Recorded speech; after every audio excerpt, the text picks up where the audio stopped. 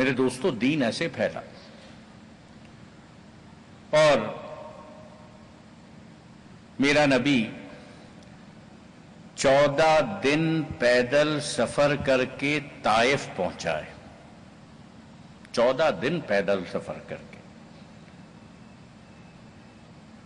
طائف میں پہلے سردار سے ملاقات ہو رہی ہے. اسے کہہ رہے ہیں کہ تجھے اللہ نے پیدا کیا، اسی نے مال دیا، اسی نے دولت دی، اسی نے اقتدار دیا، اسی نے ثروت دی، اسی نے اختیار دیا. یہ دیوی دیوتاؤں نے تجھے نہیں بنایا، اس ایک اللہ رب العالمین نے تجھے پیدا کیا. جھکانا ہے سر اس کے آگے جھکاؤ، لگانا ہے لو تو اسی سے لگاؤ. مجھے اللہ رب العالمین نے اپنا نبی بنا کر بھیجا. میں تیرے پاس اس کا کلمہ، اس کی دعوت لے کر آیا ہوں. کلمے کو قبول کر لو، عرب اور عجم تمہارے زیر نگی ہو جائیں گے.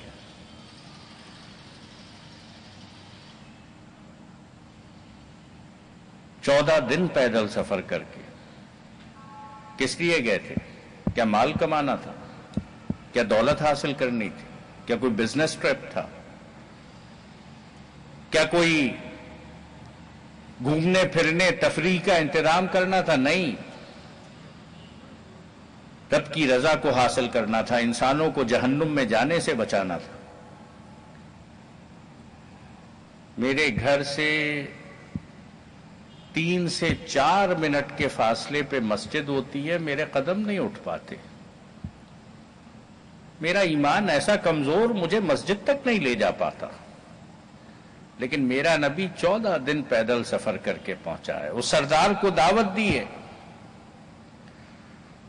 سردار کی آنکھوں پر زر کے پردے پڑے ہیں. کہنے لگا کعبے کے پردے پھٹ جائیں، اللہ تعالیٰ نے ایسا نبی بنا کے بھیج دیا جس کے پاس اپنا گھوڑا بھی نہیں ہے.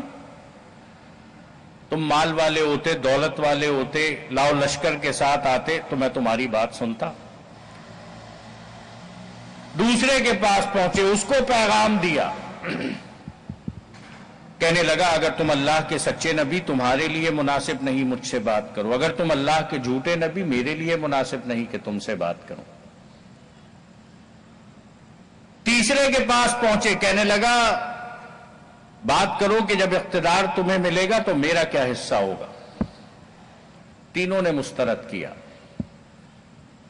طائف کے بازار میں اللہ کے دین کی دعوت، انسانوں کو ہدایت پر بلانے کے لیے تینوں سردار سر جوڑ کر بیٹھے. غنڈوں کو اکٹھا کیا، لفنگوں کو جمع کیا. کہا یہ جو آدمی بازار میں نکلا ہوا، اسے برا کہو، اسے بھلا کہو، اسے گالیاں دو، تانے دو، اسے مارو، اسے پیٹو، اسے طائف سے باہر نکالو. نبی رحمت صلی اللہ علیہ وآلہ وسلم طائف کے بازار میں کھڑے انسانوں کو دعوت دے رہے ہیں. چاروں طرف سے غنڈے لفنگے اکٹھا ہو کر گالیاں دے رہے ہیں، تانے دے رہے ہیں، برا بھلا کہہ رہے ہیں. لیکن نبی رحمت صلی اللہ علیہ وآلہ وسلم چہرے پر مسکراہٹ ہے، آنکھوں میں روشنی ہے، کوئی غصے کا اظہار نہیں. اور دیکھتے ہی دیکھتے چاروں طرف سے پتھر برسنے لگتے. جس میں اثر ہے کہ زخمی ہو رہا ہے، تاک تاک کے ٹخنوں پہ پتھر مارے جا رہے ہیں، جوتوں کے اندر خون جمع ہو رہا ہے. آج آمنہ کا لال کس جگہ پر موجود ہے؟ لیکن اس کیفیت میں جبکہ تھکن ہے، بھوک ہے، پیاس ہے، کمزوری ہے، خون بہا ہے، بے ہوش ہو کر گرتے ہیں، چہرے پر پانی ڈالا جاتا ہے، بغل میں ہاتھ دیے جاتے ہیں، اٹھا کر کھڑا کیا جاتا ہے. وہی کہو جو تم کہہ رہے تھے. تضحیک ہے، توہین ہے، استہزاء ہے. اور نبی اکرم صلی اللہ علیہ وآلہ وسلم اسی کیفیت میں طائف سے باہر نکلتے ہیں، عداس کے باغ میں پناہ لیتے ہیں. جوتوں میں اتنا خون جمع ہوا ہے، جوتے اتارنا چاہتے ہیں، جوتے بدن سے چپک کر رہ گئے. مشکل سے جوتے اتارتے ہیں، وضو کرتے ہیں، 2 رکعت نماز پڑھتے ہیں، اپنے رب کے آگے ہاتھ پھیلا دیتے ہیں. اے میرے اللہ، کن کے حوالے کرتا؟ یہ جو مجھے جانتے نہیں، تو مجھے پہچانتے نہیں، جو میرے مقام سے واقف نہیں۔ اور اے میرے اللہ، میں تیرے چہرے کے نور کی پناہ چاہتا ہوں اس بات سے کہ لوگوں میں سے میری ہوا اکھڑ جائے۔ لیکن اے میرے مالک، جو تیرے بندے کے ساتھ ہوا تو نے دیکھا ہے۔ اے میرے اللہ، اگر تو اس پر راضی ہے تو میں بھی اس پر راضی ہوں۔ کیسی عظیم الشان دعا۔ ادھر چہرے پر ہاتھ پھیرے ہیں، حبیب کی تکلیف نے محبوب کے عرش کو ہلایا ہے، چہرے پر ہاتھ پھیرے، دیکھا جبریل امین کھڑے، ارشاد فرما رہے ہیں یا رسول اللہ صلی اللہ علیہ وآلہ وسلم، دیکھنے والے نے سب دیکھا ہے، میرے ساتھ پہاڑوں کا فرشتہ بھیجا ہے، اشارہ کیجئے طائف کے اطراف میں موجود پہاڑوں کو ملایا جائے، طائف والوں کو پیس کر ہلاک کیا جائے، صفحہ ہستی سے نابود کیا جائے، تاریخ سے ان کا نام مٹایا جائے۔ میں انسانی تاریخ کھنگالتا رہا، کسی اور نبی کو یہ اختیار دیا گیا ہو۔ انبیاء نے اپنی قوموں کے لیے بد دعا کی، اللہ تعالیٰ نے انبیاء کو اطلاع دی، عذاب کے فرشتے نازل ہونے والے ہیں، بستی چھوڑ کر چلے جاؤ۔ یہاں کہا جا رہا ہے محمد صلی اللہ علیہ وآلہ وسلم تم اشارہ کرو، طائف کے اطراف میں موجود پہاڑوں کو ملایا جائے۔ لیکن قربان جائیے میرے نبی رحمت پر، ایک لمحہ رکے بغیر کہہ رہے ہیں جبرائیل یہ نہیں تو ان کی اولاد میں محمد مصطفیٰ صلی اللہ علیہ وآلہ وسلم کی دعوت ان کے دلوں کو مسخر کر کے رہے۔ میرے بھائیوں، سیرت ایسی، کردار ایسا۔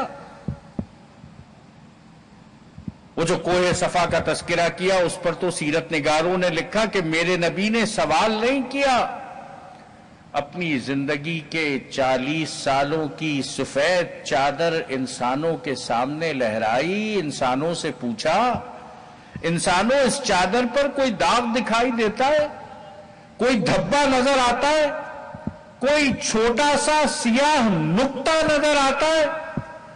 خدا کی قسم چاند کے چہرے پر داغ ہو سکتا ہے، محمد مصطفیٰ صلی اللہ علیہ وآلہ وسلم کی سیرت بالکل بے داغ۔ ایسی عظیم الشان سیرت، ایسا عظیم الشان کردار۔ اور میرے بھائیوں، واللہ رب العالمین قرآن مجید میں ارشاد فرماتا ہے لَقَدْ مَنَّ اللَّهُ عَلَى الْمُؤْمِنِينَ إِذْ بَعَثَ فِيهِمْ رَسُولًا مِّنْ أَنفُسِهِمْ، بے شک اللہ رب العالمین نے مومنوں پر احسان کیا جب ان میں سے ایک رسول مبعوث فرمایا، یتلو علیہم آیاتہ ویزکیہم، جو اس کی آیات کی تلاوت کرتا ہے، ان کا تزکیہ کرتا ہے، ان کو پاک کرتا ہے، ویعلمہم الکتاب والحکمہ، اور ان کو کتاب و حکمت کی تعلیم دیتا ہے، وَإِن كَانُوا مِن قَبْلُ لَفِي ضَلَالٍ مُّبِينٍ، جبکہ اس کی آمد سے پہلے یہ کھلی گمراہی کے اندر مبتلا تھے۔ بعثت رسول اللہ کی رحمت ہے، نبی اکرم صلی اللہ علیہ وآلہ وسلم۔ اور میرے بھائیوں، وہ ایک رات کا تذکرہ کہ نبی اکرم صلی اللہ علیہ وآلہ وسلم مصلی پر کھڑے، مجھ سے محبت کرنے والے، آپ سے محبت کرنے والے، دنیا میں سن 2000 شروع ہوا، ساری دنیا میں ایک سروے ہوا، انسانوں سے پوچھا گیا تم سب سے زیادہ کس سے محبت کرتے ہو؟ انٹرنیٹ پر یہ سوال کیا گیا، جن سے سوال کیا گیا سب مسلمان نہیں تھے، ان میں عیسائی بھی تھے، یہودی بھی تھے، ہندو بھی تھے، سکھ بھی تھے، خدا کے انکاری بھی تھے، اور عجب بات ہے، آج سے 10 سال پہلے جب انسانیت نے جواب دیا